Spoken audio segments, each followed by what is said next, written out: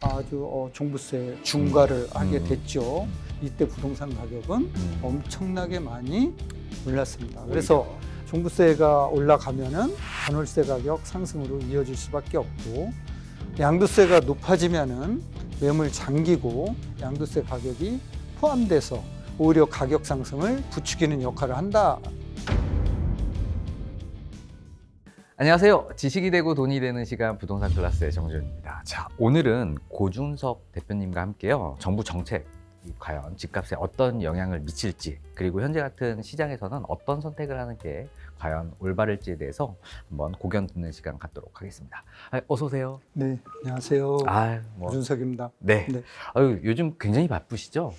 네, 조금 다른 때보다도 102로 대책 이후에 조금 더 바빠지는 것 같네요. 네. 102로 정책 정말 좀 충격적이었던데 현재 시장은 뭐 반응 상태는 좀 어떤 것 같으세요? 일단은 뭐 수요 억제 정책이 골자잖아요. 네, 이 수요 억제를 통해서 거래량이 좀 떨어지면은 가격도 좀 떨어지지 않겠나, 이런 걸로 이제 아마 정책이 나온 것 같은데, 근데 일반적으로는 거래량이 떨어지면 가격도 떨어졌었습니다, 예전에는. 그런데 부쩍 올해 들어서는 거래량이 떨어져도 오히려 그 지역에, 규제하는 그 지역에서는 신고가는 계속 창조된다, 이렇게 이제 시장 흐름이 그렇게 바뀌었다라고 얘기할 수 있을 것 같아요. 네, 그래서 서울 지역 아파트 매매 거래량이 8천여 건 됐는데 8월 거래량은 절반으로 뚝 떨어졌어요. 네, 4천 건으로. 그럼에도 불구하고 8월에 신고가가 연속으로 나왔고, 9월 거래량은 10월 돼야지만, 말 돼야지만 정확한 집계가 되는데 아마 여기서도 또 반토막이 나지 않을까, 그렇게 예상을 하는데, 그럼에도 불구하고 신고가 행진은 계속 되고 있다, 이렇게 봐야 될 것 같아요. 네. 이런 거래 절벽 상황이 결국에는 정부가 부동산 집값을 안정화시키려고 하는 이런 요인으로 보는 것 같은데 왜 부동산 가격이 안정이 안 되는 건가요? 그러니까 이제 이게 공급이 부족한 지역에서는 수요 억제만 가지고서는 실수요자들이 있기 때문에 기본적으로 필요한 주택이 있잖아요. 네. 1년에 결혼하는 한 20만 쌍이고, 그러면 20만 쌍 중에서 절반 50%는 뭐 신혼집이 준비되어 있다라고 하면 50%는 준비를 해야 되잖아요. 10만 가구가 필요할 거고, 또 1년에 이혼하는 인구가 10만 쌍 정도 되는데, 또 이혼하면 또 같이 살 수는 없잖아요. 그럼 또 이제 뭐 주택을 마련해야 되는데, 뭐 여기에 2주택자도 있을 수 있을 거고, 그래서 뭐 절반 정도의, 또 절반만 잡더라도 2만 5천에서 3만 가구는 필요하다. 그래서 이게 이제 고정적으로 필요한 주택 수인데, 이게 지금 충족이 안 되는 그런 시장에서 수요 억제를 하면은 꼭 필요한 사람들은 물량이 줄어들면 가격은 올라가잖아요. 수요는 대기하고 있는 상태에서 그런 이제 결과로 보입니다. 그래서 우리가 이제 과거 여러 정부에서 여러 정책들이 나왔지만 과연 수요 억제 정책을 가지고서 집값을 통제했던 그런 시기는 드물지 않았나, 없었다라고 봐도 과언이 아닐 것 같습니다. 네. 혹시 뭐 대표님이 보시기에 그럼 부동산 세 번의 정책이 나오고 이제 또 추가 대책도 분명히 나올 건데 하반기 그리고 내년 상반기 하반기 이 부동산 시장의 흐름은 어떤 식으로 흘러갈 것 같다고 보세요? 내년에는 입주 물량이 올해 이제 올해 4만 6천여 가구 되는데, 내년에는 이제 2만여 가구로 또 줍니다, 서울 지역. 그러면은 이 상태로 간다고 봤을 때 내년에도 집값은 우상향할 가능성이 높다, 이렇게 보는 거죠.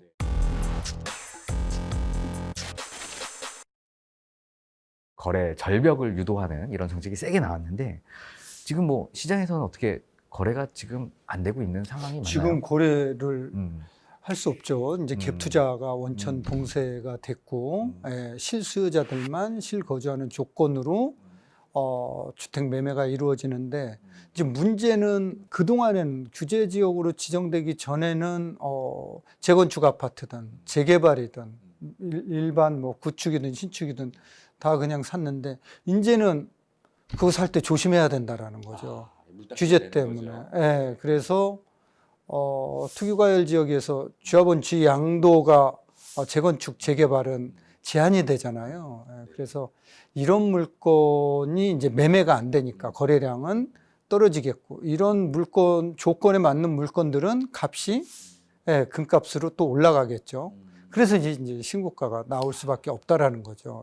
대표님이 보시기에 그럼 집값이 자꾸 이렇게 우상향하는 이유는 뭐라고 보세요? 공급 부족이죠. 공급 부족? 네. 다른 이유는 없습니다. 그러니까 지금 이러한 규제에도 불구하고 지방은 집값이 안 오르잖아요. 네. 그러니까 KB 부동산 매매 지수를 기준으로 보면은 전고점을 돌파했어요. 전고점이 2022년 1월 10일 기준인데 그때 100으로 기준을 잡고 있는데 KB에서, 근데 지금 그 가격을, 서울 아파트 가격은 이미 돌파했지만 지방은 아직 90% 선에 머물러 있다라는 거예요. 또 수도권, 서울, 경기, 인천 이렇게 이제 세 지역을 합쳐서 평균 매매 지수를 내는 것도 보면은 아직 정고점 돌파를 못했다. 근데 이제 서울은 유독 정고점을 돌파해서 신고가 행진이 이어지고 있다. 그렇군요. 이런 뭐 공급 부족 상황에서 불안정한 시장에서 그러면 과연 집값 안정화를 시킬 수 있는 대책은 뭐가 있을까요? 대책은 공급이죠.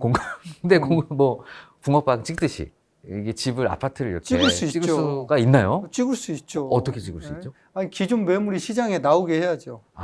우리가 이제 공급을 신규로만 보는데, 신축으로만 보는데 기존 매물이 시장에 많이 쌓이면은 가격 통제에 도움이 되잖아요. 근데 매물이 지금 안 나오고 있다는 말이죠. 지금 매물이 안 나오는 이유가 뭐냐라는 게 이제 중요한 거죠. 이렇게 이제 규제 지역으로 묶어서 매물이 더 안 나올 수도 있고요. 또 세금 중과 때문에 매물이 안 나올 수도 있고. 그래서 시장에서 기존 매물이 순환되게 하지 않으면은 집값은 내년, 내후년에도 집값을 통제하기는 상당히 쉽지 않다. 이렇게 예상을 하는 거죠. 그래서 일부의 그런 정책 당국자들은 기존 매물을 내놓기 위해서 보유세를 올려서 오히려 부담이 굉장히 되게, 그래서 물건이 나와서 가격을 하락시키려는 이런 생각들도 갖고 계신 것 같아요. 이런 논리에 대해서는 어떻게 보세요? 그러니까 2018년 9.13 대책이 있어요. 문재인 정부 때. 네. 이때 이제 보유세 강화 정책이 나왔거든요. 네. 그래서 이제 3주택자에 대해서 또 조정 대상 2주택자에 대해서는 아주 종부세 중과를 하게 됐죠. 그래서 이게 이제 2019년부터 적용이 됐는데 이때 부동산 가격은 엄청나게 많이 올랐습니다. 그래서 보유세가 강화되면은 이게 사실은 임대인들이 다 내는 거냐, 그렇지 않다라는 거죠. 미국의 경제학자인 레퍼 교수 논문에 따르면은 세금은 일정 세율 이상 올라가면은 세수는 적게 거치고 결국 세금은 세율이 높을수록 전가된다라는 거죠. 그래서 종부세가 올라가면은 임차인들한테 전가돼서 전월세 가격 상승으로 이어질 수밖에 없고, 양도세가 높아지면은 매물 잠기고 매도 가격에 양도세 가격이 포함돼서 오히려 가격 상승을 부추기는 역할을 한다라는 거죠. 그래서 지금 시장에서 과거의 사례들을 보면은 지금 그렇게 갈 수 있기 때문에 굉장히 조심스럽게 봐야 된다라는 거예요. 네. 자, 서울에 뭐 집이 없다, 그리고 공급 부족, 이게 지금 어느 정도 심각한 상황인가요? 지금 가격이 올라가는 만큼 심각한 상황으로 보셔야 돼요. 그러니까 이게 공급이 많으면은 가격은 안 올라갈 거잖아요. 네. 네. 그러니까 KB국민은행 자료에 따르면은 7월 현재 전국 미분양 아파트가 6만 2천 가구 정도 됩니다. 근데 경기에만 1만 가구 정도, 서울은 한 1,000 가구 정도 됩니다. 경기도에 1만 가구가 있는데 1만 가구면은 헬리오시티가 9,500세대니까 엄청 큰 데거든요. 예. 그래서 이 정도가 미분양이 있는데도 가격이 올라간다. 그러니까 이제 부족한 게 이게 얼마나 심한지 이제 봐야 되겠죠. 그래서 지난 97 대책에서는 135만 호, 또 2030년까지 7만 호 플러스 알파 착공하겠다라는 거잖아요. 그러니까 135만 호면은요, 130만 호면은 분당 13개입니다. 분당이 590만 평에 10만 가구입니다. 그러니까 13개를 어떻게, 어디에다가 공급할 거냐라는 거. 수도권에 공급하는 거는 큰 의미는 없어요. 그러니까 우리가 일자리는 서울 중심에 있는데, 집은 이제 외곽에 있으면은 서울하고의 이제 교통 환경이 중요하잖아요. GTX가 연결이 되면은 그나마 다행인데, 연결이 안 되면은 이제 서울 출근하는데 이제 며칠 걸릴 수도 있어요. 서울 요지에 조금 뭐 이런 신축을 이렇게 만드는 데까지 걸리는 시간이 좀 상당하죠. 뭐 좀 활성화시킬 수 있는 방법이 정비 사업 기간 18년이라고. 18년. 18.2개월이라고 오세훈 서울시장이 발표를 했죠. 네. 그러면서 신통기획 시즌 2로 해서 6년 정도 땡기겠다. 그래서 이제 12년. 이렇게 오래 걸린다라는 거죠. 그런데 지금 물가가 상승하고 있고, 이로 인해서 원자재 가격 상승하고 있고, 공사비 상승하고 있고, 그러면은 아파트 공사비가 자꾸 올라가는데, 이거 추가 부담금 할 사람들이 이게 이제 막막하다라는 거예요. 그 집 한 채 달랑 가지고 있는데 입주할 때 추가 부담금이 10억이다. 그러면은 지금 대출 규제 6억이잖아요. 그렇죠. 그래서 지금 입주한 전세도 못 놓고 실거주 해야 되는 이런 상황. 지금 입주하는 이런 주택들은 또 굉장히 혼란이 가중될 수도 있다라는 거죠. 그러면은 이제 그런 분들은 이 집을 팔아야 되는데 팔지도 못하고 살지도 못하고, 그럼 재건축은 정비사업은 지연되겠죠. 동의를 안 하니까. 그래서 이제 팔고 나가야 되는데 못 나가는 사람. 이게 이제 거래 매물이 잠기는 거죠. 이런 규제 속에서. 그래서 공급은 더 늦어질 가능성이 높다, 이렇게 보는 겁니다. 그러니까 이제 규제를 하는 것보다 완화를 통해서 시장에서 매물이 순환되게 하는 게 중요합니다. 우리도 몸에 피가 안 돌면 동맥경화잖아요. 지금 부동산 시장에 동맥경화가 걸리면은 이게 이제 순환 작동이 안 돼서 네. 오히려 이제 역효과가 나는 거죠. 네.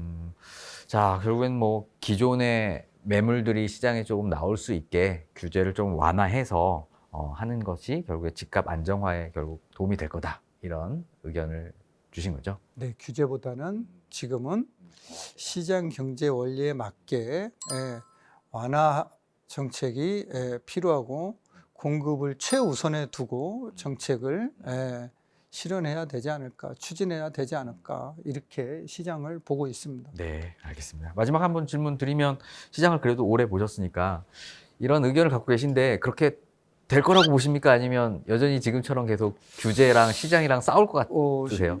쉽지 않아 보입니다. 규제 완화가 되기는 쉽지 않아 보이는 그런 정국이다. 시점입니다. 네. 1015 대책으로 인해서 기존의 뭐 규제 지역이었었던 강남, 판구, 용산구 이런 부분들은 이전에도 그냥 신고가가 계속 나왔었잖아요. 그래서 그렇죠. 오히려 이런 곳은 뭐 1015 대책과 거의 뭐 무관하다, 뭐 이런 평가도 좀 있거든요. 어떻게 좀 보세요? 그렇죠. 워낙 고가인데다가 규제로 인해서 25억 넘는 아파트는 이제 2억 분이 2억 못 받잖아요. 대출. 네. 50억, 60억짜리 사는데 2억이 부족해서 못 사는 사람은 없거든요. 그래서 이제 이 지역은 현금 부자들이 들어가는 지역이기 때문에 뭐 이런 규제하고는 상관없다, 이렇게 봐야 되겠죠. 그렇군요. 그러면 뭐 부동산 어떤 정책이 나와도 이 고가 시장의 주택의 가격 조정은 좀 쉽지 않은 건가요? 쉽지 않아 보입니다. 네, 쉽지 않아 보입니다. 결국에는 좀 우려스러운 게, 이런 어떤 고가 주택이 올라가게 되면 그 기존 중저가 주택이 키 맞추기, 같이 따라 올라가려고 하는 현상들이 분명히 나타날 거다라는 이런 이야기들이 좀 있는데요. 어떻게 좀 보세요? 키 맞추기도 이제 우리가 이제 급지라고 부르잖아요. 상급지, 중급지, 하급지. 그래서 이제 그런 급지가 비슷한 데는 따라갈 수는 있지만 예, 급지가 틀린 데는 따라가기는 쉽지 않아 보인다라는 거예요. 오히려 네. 이런 양극화, 초양극화 현상들은 계속 진행될 수 있다라고 그렇습니다. 보시는 네, 거죠? 네, 네. 그래서 우리가 아파트 그 자체만 가지고서 가격을 매길 수 있는 건 아니잖아요. 여러 가지 그 주변에 인프라, 공공 인프라, 또 사적 인프라가 어떻게 구성이 돼 있느냐, 어우러져 있느냐에 의해서 집값은 결정되는 거다. 이렇게 보는 거죠. 그렇기 때문에 이런 게 안 돼 있는 지역하고 돼 있는 지역하고 키 맞추기는 쉽지 않아 보입니다. 저 한간에는 1015 대책이 기존에 별로 집값이 오르지도 않았었던 지역까지 지금 다 묶어가지고 피해를 좀 보고 있다, 이런 억울하다, 이런 주민들의 반응들도 좀 나오고 있거든요. 이런 대책에 뭐 의도치 않은 피해자 이렇게 봐야 되나요? 아니면 뭐 있을 수 있죠. 예, 있을 수 있는데 음. 그렇지만 오히려 풍선 효과가 날 수도 있다. 그래서 우려도 되지만 또 기대도 되는 그 지역 주민들은 그렇게 얘기들을 하고 있고, 우리가 이제 서울 외곽 지역으로 불리는 지역, 노도강이나 금강구나 이런 지역은 토지거래허가 구역으로 실거주 요건이 지금 돼야지만 매수할 수 있지만, 그럼에도 불구하고 용산이나 중급지에서 대출 규제 때문에 못 사던 분들은 그쪽으로 가서 이제 내 집 마련할 가능성이 높다, 이렇게도 봐지는 거죠. 규제 지역 내에서도 가격대별 풍선 효과는 나타날 수 있다. 이렇게 규제 보는 지역 거예요. 내에서도? 네, 지금 제가 이제 규제 지역 내에서 말씀드린 거니까. 네네. 근데 이제 규제 지역으로 지정 안 된 데 있잖아요. 네. 뭐 서울은 다 됐으니까 경기도만 놓고 동탄이라든가 기흥이라든가 구리라든가 뭐 이런 지역은 풍선 효과가 분명히 날 수 있는 지역들이죠. 그러면 혹시 수도권 외곽 지역, 이런 지역의 집값 흐름은 앞으로 좀 어떻게 될 것 같으세요? 이제 수도권이라고 하면 범위가 굉장히 넓거든요. 인천 같은 데도 사실은 집값 상승하기가 쉽지 않은 지역이고, 구도심이 많고, 송도나 청라나 검단 이런 지역은 이제 신도시인데, 이 지역들도 집값이 굉장히 많이 빠져 있는 상태거든요. 서울 내의 교통 환경이 확실하게 개선되지 않으면은 쉽지 않다. 인천 지역이라 이런 지역의 집값은 계속 상승하기는 쉽지 않아 보인다. 뭐 인천에 지금 뭐 5호선, 7호선 GTX B라인이 그러면 조금 완공이 될 때까지는 조금 쉽지는 않아 보인다. 그게 이런. 완공이 되더라도 음. 일자리가 문제거든요. 일자리가 송도로 얼마나 기업들이 들어가 주느냐, 일자리가 자체 일자리가 자족 기능을 얼마나 갖추느냐, 이거에 따라서 이제 집값의 향배는 틀려지는데 조금 지켜봐야 될 것 같습니다. 네.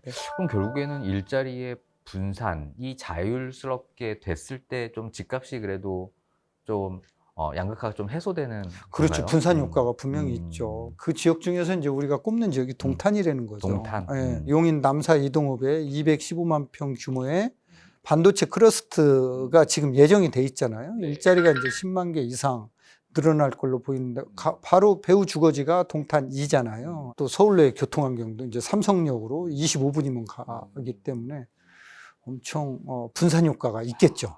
예. 결국 딱 들어보니까 대표님은 요 동탄에 대해서 좀 굉장히 긍정적으로 보고 계시는 거군요. 부정적으로 볼 이유가 없다. 없겠죠. 네. 수지는 좀 어때요? 수지보다는 네. 예, 오히려 동탄이 더 훨씬 낫다? 더 좋습니다. GTX가 연결이 되기 때문에. 네. 근데 GTX도 보면 그 GTX 그 전철역 그 주변으로만 되어 있지 좀 파급 효과가 좀 부족하지 않나요? 그렇죠. 그래서 이제 동탄역 주변 지역으로부터 반경 10분 이내 10분 이내 도보로. 네, 도보로 그런 걸 사야죠. 네. 그렇군요. 뭐 걸어서 한 30분 걸린다 그런 건 네. 안 오릅니다. 네. 네. 자, 결국 뭐 1015 대책의 최대 피해자를 뽑는다면 전세 수요자들 이렇게 많이 평가들 하시더라고요. 결국은 거래 절벽으로 인해서 가격이 결국 전월세 폭등으로 이어질 거다, 이렇게 많이들 좀 보고 계시는데요. 지금 현재 전세 시장 움직임 좀 어떻게 보세요? 금리가 되게 중요한데, 그래서 지금 우리나라 기준금리가 이제 2.5%인데, 이렇게 금리가 낮다 보니까 1년 정기금 금리가 2.7에서 2.8 정도 사이 됩니다. 그러니까 임대인들은 전세돈을 받아서 운영하기가 쉽지 않아요. 그래서 월세 선호 현상이 굉장히 지금 높아지고 있어요. 네. 그래서 월세 비중이 한 65% 정도 됩니다. 서울 평균 보면은 또 전세 사는 사람들이 내 집 마련을 해서 이주를 하고 전셋집이 물량으로 나와줘야 되는데 지금 대출이 스톱이 되다 보니까 규제되다 보니까 이사를 못 가고 있어요. 그냥 그 집에 스테이 한다라는 거죠. 지금 전세 대출도 지금 좀 막혀 있는 상황이죠. 전세 대출도 이제 조금 제한을 음. 받고 있는 거죠. 음. 그래서 이렇게 되다 보니까 전세 가격은 음. 더 이제 오르고. 근데 근본적인 거는 매매든 전세든 공급이 부족하다는 거예요. 네. 근본적인 거는. 네.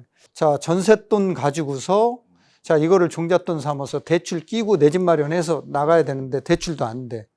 전셋집에 그대로 스테이 하려고 그랬더니 올려달라고 그래. 2억, 3억 올려달라고 그래. 그러니까 이제 이것도 안 되는 거죠. 우리가 이제 인구 추이를 보면은 인천하고 경기도 인구는 증가하고 있고요.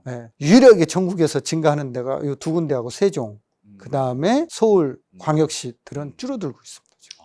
그래서 서울도 인구가 줄어들고 있어요.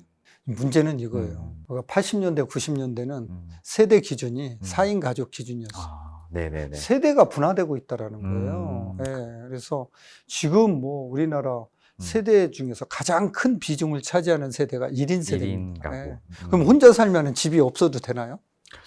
오히려 더 많아져야 되는 거군요. 집이 있어야 되잖아요. 그래서 이게 집 자체가 이게 내 은퇴 준비의 시작이거든요. 집을 가지고 있어야지만 은퇴 이후에 이 집을 담보로 해서 주택연금 신청해서 여기에서 이제 연금을 받으면서 살 수 있는 거기 때문에 1인 세대일수록 내 집 마련은 더 절실하게 더 필요한 거거든요.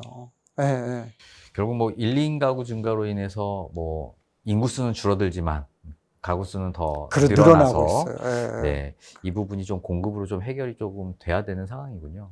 그래서 기존에 있는 물량이 순환만 잘 되더라도 가격이 이렇게 급격하게 상승하기는 쉽지 않아 보입니다. 또 저는 이제 공급이 부족한 이런 시장에서 근본적으로 집값에 영향을 주는 게 돈이라고 봐요.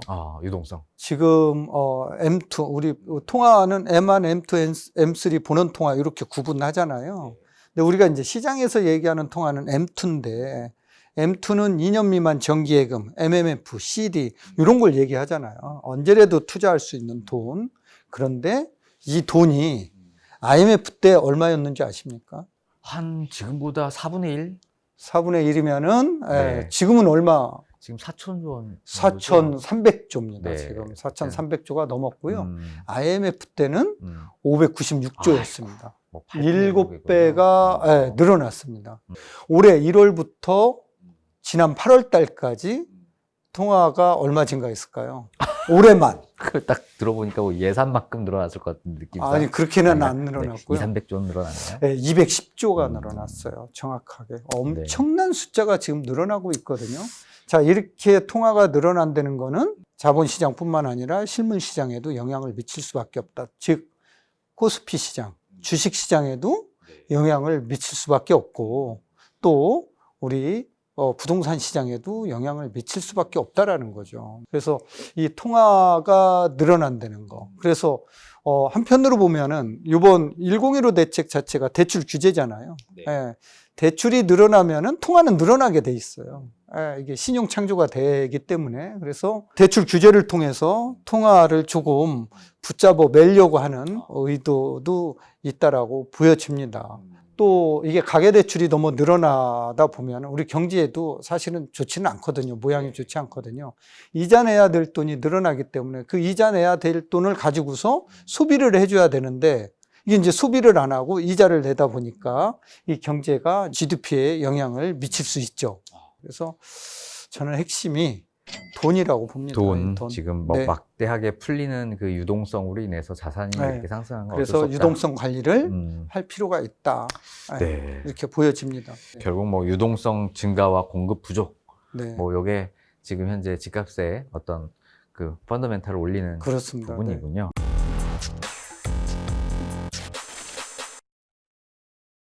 자, 그럼 잠깐 다시 돌아와서 그 전세. 지금은 방향이 두 방향으로 가고 있는 것 같아요. 전세 대출 억제를 통해서 이제 전세 제도 자체를 일단 없애려고 하는 움직임도 약간 포착이 되는 것 같고요. 그리고 두 번째는 전세 갱신 청구권 최대 9년까지 3+3+3 이런 법안도 지금 발의가 지금 되고 있는 상황인 것 같고요.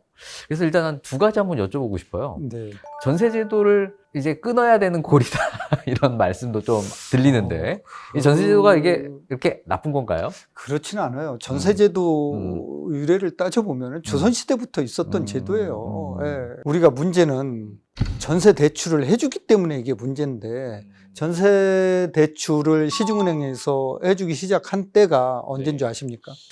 알고 있죠. 처음부터 해줬을까요? 아니죠. 네. 2015년도로 기억을 하는데 박근혜 정부 때부터죠. 2005년부터. 아, 2005년부터인가요? 네. 아, 그때 만들었었죠. 근데 이제 그 전에는 본인이 모아서 또 부모님으로부터 일부 증여를 받아서 전셋집을 얻었고 그 돈을 종잣돈 삼아서 내 집 마련에 사용을 했었잖아요. 근데 지금은 결혼할 때 그냥 전세자금 대출 해주니까 전세대출 이자만 낼 수 있으면은 그냥 새 집, 좋은데 이런 데로 상향해서 계속 가고 있다라는 거죠. 그래서 전세 대출은 내 집 마련의 종잣돈 역할, 디딤돌 역할을 해왔던 게 사실이고 또 우리 민법에 보면은 전세권이라는 또 제도가 있잖아요. 물권법 안에 들어있잖아요. 그래서 이게 이제 전세권이라는 이 권리가 또 담보물권적인 성격, 또 용익물권적인 성격, 두 가지 성격을 가지고 있어서 이 제도를 그냥 없애버린다? 예, 뭐 관습적으로 해서 사람들이 사용을 안 하면은 자연적으로 없어질 수는 있지만 그렇지 않고서는 쉽지 않을 것 같아요. 누군가가 없앨 수는 없는 거죠, 그죠? 네, 그렇습니다. 관습적으로 생긴 강제할 건데. 수는 없을 것 같아요. 그래서 전세 대출을 더 규제를 하면 전세에서 월세로 더 전환이 되는 거죠? 전세 대출을 규제하면 이제 반전세, 반전세 형태. 일부 보증부 월세, 그러니까 부족한 돈은 월세로 가는 거죠.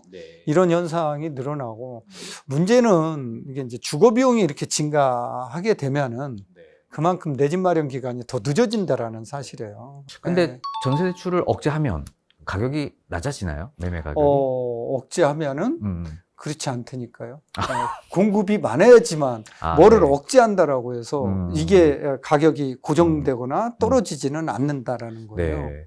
그러면 1015 대책에서 결국에는 전월세 폭등으로 갈 수밖에 없는 이런 상황 때문에 그 전세 지금 9년으로 발의하고 있는 이런 법률 발의를 한 게 다 그런 이유 때문에 하는 건가요? 2+2도 사실은 부작용이 많았거든요. 공급이 부족한 상황에서 2+2를 해버리니까 5%뿐이 못 올렸잖아요. 그러니까 4년 뒤에는 못 올렸던 금액 그 이상을 올려야 되는 거니까 부작용이 이제 가격이 급격하게 오르는 3+3+3으로 했을 때는 9년인데 상가 건물 임대차 보호법 계약갱신 청구권이 10년이란 말이죠. 집값이 올라가면은 집주인이 팔아야 되는데 세입자 껴있으면은 어떻게 할까요? 본인 거주한다라고 입주한다고 하겠죠. 본인 거주할 테니까 나가라. 직계 좀비 속 거주할 테니까 나가라. 오히려 전월세 시장이 불안해질 수 있다라는 거예요. 오히려.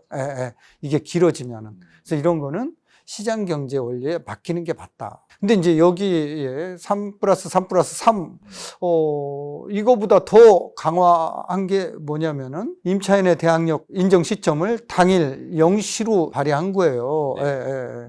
이게 더 문제죠. 아, 대항력을 하는 게? 그러니까 은행에서, 국민은행에서 오늘 1억 원을 대출을 해줬어요. 그런데 대출을 받고 집주인이 오늘 전세를 놔. 세입자가 오늘 오후 5시에 전입신고를 해. 그러면 전입신고한 사람이 대항력이 더 빨리 인정된다라는 거예요. 그러면은 금융기관들에서 대출을 해줄 수 있을까요? 안 해주겠네요. 안 해줘요. 그러면은 돈이 순환되지 않는다라는 거예요. 자, 이런 것들이 지금 문제가 될 수 있기 때문에 뭐 이게 이제 입법 과정에서 걸러지겠죠. 네. 그래서 뭐 발의만 해놓은 거니까 이게 통과된 게 아니니까. 그렇죠. 그렇게 저는 상황이 봐야죠. 이런 법들이 통과되거나 그러지는 않을 것 같아요. 이런 정책들이 어떻게 좀 성공할 수 있으려면 어떤 조건이 있을까요? 네, 저한테 물어보세요. 아니, 시장을 3년 동안 모셨다고 하셔서. 아무튼 규제를 좀 풀어서 시장의 매물이 순환되게 하는 정책이 아무래도 시장을 안정을 위해서, 단기 안정을 위해서 중요하고, 여기에 더불어서 정비 사업이나 신도시나 이런 공급 계획도 차질 없이 추진을 해야 되겠죠. 빨리빨리 입법 개정을 해서. 그럼에도 불구하고 정비 사업에 걸림돌이 되고 있는 재건축 초과이익 환수라든가 분양가 상한제라든가 이런 걸림돌들이 많이 있잖아요. 이런 것들을 빨리빨리 걷어내야 되겠죠. 네. 1015 대책 이후에 결국 실수요자분들도 굉장히 혼란스러우실 것 같은데요. 요즘에 이런 이야기가 있더라고요. 언제 사야 되냐? 이런 이야기보다 도대체 사도 되냐? 뭐 이런 질문도 좀 있는데요. 대표님 봤을 때 지금 무주택자 입장이다. 지금 어떤 선택을 하는 게 낫다라고 이렇게 보세요? 제일 중요한 건 이제 자금 계획이고요. 자금 계획이 서 있는 실수요자라면은 가격 뭐 이런 거를 뭐 저울질하지 말고 뭐 지금 내 집 마련하는 게 좋지 않을까, 저는 그렇게 판단을 합니다. 네, 그래서 가격이 떨어지기를 기다리다가 매수 시점을 실기하는 그런 우를 범하지 않는 게 중요하지 않은가 이렇게 보여지네요. 결국에는 딱 들어보니까 뭐 영끌은 하지 말고, 그죠? 영끌은 하지 말고 일단은 살 수 있으면 뭐 실수요자면 사는 게 좋겠다. 그렇습니다. 네. 혹시 사면 어떤 지역이나 어떤 유형을 좀 돈에 맞게 가야 되겠죠. 네, 돈에 맞게. 그래서 강남 아니면 안 돼. 이런 것보다는 내 자금 계획에 맞게 수도권을 거쳐서 강북을 거쳐서 강남으로 진입하는 이런 전략을 세우는 게 지금으로서는 좋은 것 같고요. 무리하게 되면은 대출 부담 때문에 오히려 대출이자 3개월 안 내면 경매당할 수 있어요. 그래서 그런 거는 굉장히 경계해야 됩니다. 그래서 본인이 감당할 만한 대출도 감안해야 되고요. 잘 자금 계획을 세우는 게 중요합니다. 자, 뭐 그러면 꼭 아파트만 사야 되나요? 아니면 요즘 뭐 정비 사업도 많이 되니까 뭐 연립다세대 이렇게 뭐 추천해 주시는 분들도 계시긴 하는데 어떤 유형부터 접근하는 게 좋을까요? 일단은 정비 사업은 이제 두 종류가 있잖아요. 재개발, 재건축이 있는데 빌라 다세대 이런 이제 기타 부동산 안에 구역으로 지정이 되면은 그게 이제 재개발이 진행되는데, 자, 이거는 이제 속도가 재건축에 비해서 늦고 또 조합원들 이해관계를 조정하기가 쉽지 않아요. 그래서 늦어집니다. 그래서 이런 것도 사도 되는데 저는 이 정비사업 절차가 있거든요. 절차 중에서 관리처분 인가가 조금 난 것들 위주로 사라. 그게 빨리 입주할 수 있으니까. 네. 근데 일단은 난 것들은 규제 지역 대상이 되자마자 지금은 조합원 지위 양도가 안 되는 상황이죠. 10년 보유, 5년 거주한 물건에 대해서는 가능한 조합원 물건? 지위가 양도가 가능하니까 그런 이런 걸 물건들은? 사고, 또 하나 경매로 사면 되거든요. 경매? 경매로 사면은 이거 조합원 지위 양도에 해당되지 않는데, 다만 경매를 금융기관이 넣어야지만 됩니다. 개인이 그래요? 경매 넣어서 사는 거는 조합원 지위 양수가 안 되고요. 은행에서 담보대출을 해줬는데 돈을 안 갚는다, 이런 거를 KB에서 경매를 넣었다, 신한에서 경매를 넣었다, 이런 부동산은 사면은 조합원 지위 양수가 됩니다. 네, 그래서 이제 이런 걸 사시면 좋을 것 같아요. 네. 그렇군요. 자, 청년이나 신혼부부들 입장에서는 일단 뭐 자금도 좀 부족하잖아요. 좀 막막할 것 같아요. 네. 이런 분들 아직 조금 자금이 좀 자산이 좀 축적이 덜 된 분들 어떤 스텝을 밟아가는 게 맞을까요? 일단 종잣돈을 부지런히 모아야 되겠죠. 일단 종잣돈 얼마 정도 만들어야 되나요? 적어도 2, 3억 정도는 2, 3억? 있어야지만 서울 지역에 소형 평형이라도 아파트를 대출 끼고 살 수 있지 않을까 이렇게 보여지네요. 네. 2, 3억을 모았다. 네. 자, 그럼 그 다음 어떻게 해야 되나요? 대출 끼고 사야죠. 대출 끼고. 내 집 마련 나서야죠. 그 금액에 맞는 지역, 네. 노도강이나 금강구로 가야죠. 일단 시작은. 네, 여기 가서 대출 끼고 네. 사야죠. 대출은 월 소득의 30% 범위 내에서. 근데 이제 대출 받는 방법도 여러 가지가 있어요. 뭐죠? 요즘 원리금 분할 상한이 있잖아요. 네네. 원금 분할 상한, 체증식 분할 상한이 있잖아요. 근데 청년들은 대출 받을 때 체증식으로 받아야 돼요. 체증식으로 받으면은 첫 달에 원금 분할 상환 금액이 한 800원 정도 됩니다. 1억 기준으로 했을 때. 그러니까 처음에는 조금씩 내다가 30년 갈수록 많이 내는 거예요. 그러니까 내 부담이 원리금 상환 부담이 처음에 좀 줄어든다. 줄어든다라는 거죠. 내가 그 집에서 30년 살 이유가 없잖아요. 네. 10년 살고 또 갈아타면 되잖아요. 네. 자, 요즘 뭐 전세 살다가 일단 뭐 내 집 마련하자 이런 이야기를 또 예전엔 좀 많이 했었던 것 같아요. 어떤 주거 사다리라고 하죠. 이게 지금도 통하나요? 통하죠. 근데 전세돈이 없어서 전세 대출을 받아서 사는 거는 할 수 없지만 자기 돈으로 전세 사시는 분들은 그런 건 괜찮다. 저는 하루빨리 빨리 살아, 내 집을 내 집 살아. 마련하는 게 좋을 것 같아요. 있는데 안 할 이유는 없다. 결국 전세돈은 무수익성 자산이잖아요. 그렇죠. 그렇기 때문에 전셋집에 계속 사는 것보다 전세 금액에 맞는 집, 그다음에 부족한 거는 일부 대출을 좀 끼더라도 내 집 마련을 하는 게 좋겠다 이렇게 보는 거죠. 네. 자, 그럼 만약에 이렇게 시장이 좀 불안해도 뭐 실수요자 입장에서는 집을 만약에 사게 될 때 어떤 기준으로 이렇게 고르면 되나요? 집 고를 때 어느 지역이나 똑같지만 제일 중요한 게 교육 환경이 중요하죠. 교육 환경이 제대로 된 지역에 사야 되는데 그 지역에서 대단지를 사자. 교육 환경. 그런데 교육 환경은 초, 중, 고가 있다고 그래서 교육 환경이 좋은 게 아니라 학원가가 있어야 된다. 학원가 밀집 지역에 사는 게 좋다. 이렇게 보는 거고요. 두 번째는 편의시설이 좀 잘 돼 있어야 되겠죠. 특히 요즘은 백화점보다는 마트보다는 종합병원이 되게 중요합니다. 어떻게 다 쓰러질 수 있잖아요. 다칠 수 있잖아요. 바로 병원에 갈 수 있을 정도의 지근거리. 그 다음에 이제 그런 백화점이라든가 도서관이라든가 이런 공공 인프라 편의시설이 잘 갖춰진데. 세 번째는 교통 환경이죠. 뭐니 해도 지하철. 지하철로. 근데 서울에는 지하철이 연결이 안 돼 있는 지역이 더 이상해요. 거의 다 연결이 돼 있으니까. 네. 그다음에 이제 자연 환경, 아파트 주변에 뭐 여의도 공원이라든가 여기. 그다음에 이제 한강 둔치라든가 올림픽 공원이라든가 양재천이라든가 자 이런 데들이 갖춰져 있으면은 좋은 거죠. 이 중에서 제일 중요한 거는 뭐니 해도 교육 환경이 교육 환경을 보입니다. 우선시 보시는 거군요. 네. 네. 자, 대표님 오시면 한번 여쭤보고 싶었는데 의견이 좀 갈리는 부분이거든요. 서울 외곽 대단지 아파트랑 강남의 나홀로 아파트랑 이게 이제 가격 차이가 같다라고 하면 반포에 있는 나홀로 아파트하고요. 대단지에 있는 뭐 레미안 퍼스트지 앞에 대우 프루지오라고 있는데 그 가격 차이가 많이 납니다. 나홀로 아파트는 한계가 있기 때문에 그래서 대단지 아파트 인프라 좋은 대단지 아파트 수도권에 사는 것도 나쁘지 않다. 이렇게 보는 거죠. 대표님이 보신 대단지는 1000세대 이상인가요? 아니면 아닙니다. 2000세대 플러스 마이너스 500세대. 2000세대요. 그러니까 1500세대에서 2500세대 적어도 1500세대에서 2500세대. 왜냐하면 커뮤니티를 규모의 경제로 운영할 수 있기 때문입니다. 뭐 입주민들이 관리비만으로도 그런 커뮤니티 시설을 이용할 수 있느냐 없느냐가 관건이다라는 거야.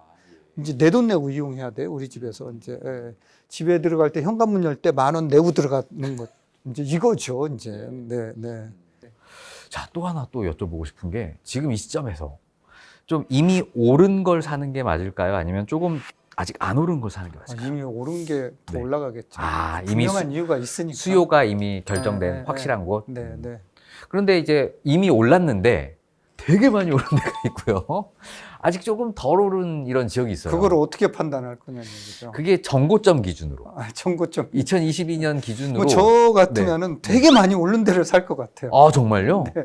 지금까지 그렇게 차이가 안 되는 거는 그 지역의 인프라가 확실히 단련되는 거거든요. 이미 가격이 모든 걸 다 이야기해 준다. 그렇죠. 그렇기 때문에 올라도 다른 지역보다 더 올라간다는 거죠. 네. 왜냐하면 그 지역으로 부자들이 모여들 수밖에 없기 때문에 그래요. 돈을 벌면은 청년들이 돈을 벌면은 코인으로 한 200억 벌었어요. 그럼 나 어디 가지? 어디 살지? 반포가 좋대? 반포 가는 거예요. 우리 애들 키우기 좋고 학원 좋고 학교 많은데 글로 간다라는 거죠. 네. 네. 그래서 결국에는 오르는 데가 더 많이 오를 것이다. 네. 오르는 결국 초양극화 현상은 계속 막지는 못하죠. 되겠군요. 막을 수는 없죠. 네. 그렇습니다. 자, 지금 정부에서는 1015 대책으로 결국 부동산보다는 금융시장 쪽으로 자산의 이동을 조금 이렇게 권장하고 있는 것 같이 보여요. 네, 지금은 뭐 부동산보다는 금융자산에 조금 집중해야 될 때가 맞나요? 금융 자산도 네. 이게 되게 중요합니다. 예, 그래서 저는 지금 뭐 S&P 500 지수 200년간 그래프를 보면은 아까도 제가 얘기했지만 KB 86년부터 아파트 매매 지수하고 비슷해요. 이런 데다가 금융 자산을 담아 놓는 것도 나쁘지 않아요. ETF에 S&P 500이나 뭐 지금 나스닥이나 또 국내 우량 주식들을 담는 것도 나쁘지 않다. 이렇게 보고 있습니다. 이거는 뭐 강요한다라고 되는 건 아니고 본인이 느껴야지만 할 수 있는 거잖아요. 저는 뭐 제가 은행원 생활을 30년을 했기 때문에 뭐 충분히 뭐 은행원이었기 때문에 이런 걸 해라 아니야. 그러니까 자산은 한쪽으로 쏠리면 안 된다. 좀 분산해서 관리할 필요는 분명히 있다라는 거고요.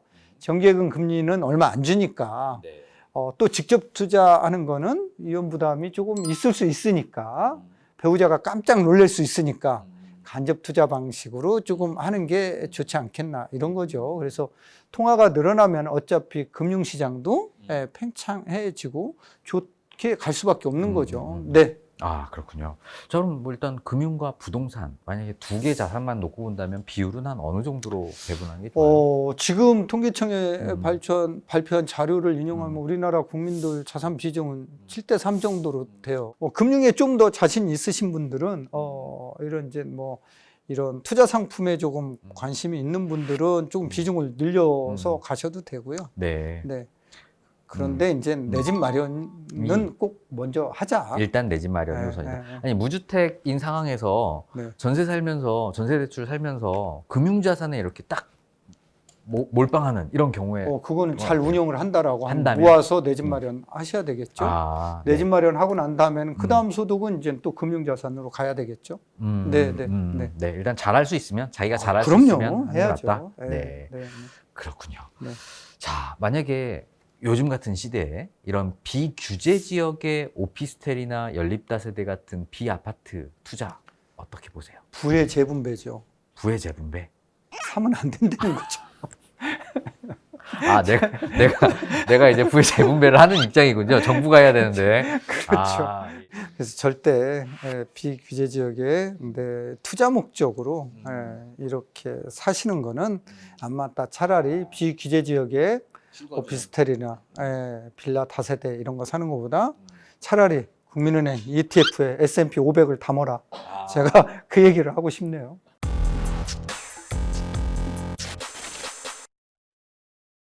자, 그럼 대표님, 그 마지막으로 저희 구독자분들께 내 집 마련 혹은 이제 투자를 지금 생각하시는 분들께 조언 한 말씀 좀 부탁드릴게요. 저는 작은 계획이 서 있는 실수요자라고 하면은 가격이 떨어지거나 올라가거나 이게 중요한 게 아니라 어떤 걸 사느냐가 시기를 저울질하지 말고 어떤 물건을 사느냐가 중요한 시점인 것 같아요. 그래서 개별 물건을 잘 골라서 내 집 마련에 나서는 게 중요해 보입니다. 네, 그래서 이러한 매수 시점을 또 한번 놓치면은 또 가격이 또 뭐 고정되거나 낮춰지면은 상관이 없는데 이게 우리가 또 올라가 버리면은 또 지금 준비한 자금으로 내 집 마련에 또 지장을 초래하고 내 집 마련이 또 연기될 수 있기 때문에 내 집 마련에 나서는 게 좋을 것 같아요. 네. 네, 감사합니다. 자, 오늘은 고준석 대표님을 모시고요. 부동산에 대한 인사이트 들어보는 시간을 가졌습니다. 오늘 영상이 좋으셨다면 구독, 좋아요, 알림 설정 부탁드리고요. 다음에도 지식이 되고 돈이 되는 부동산 클래스는 더욱 좋은 영상으로 찾아뵙겠습니다. 감사합니다. 네, 감사합니다. 네.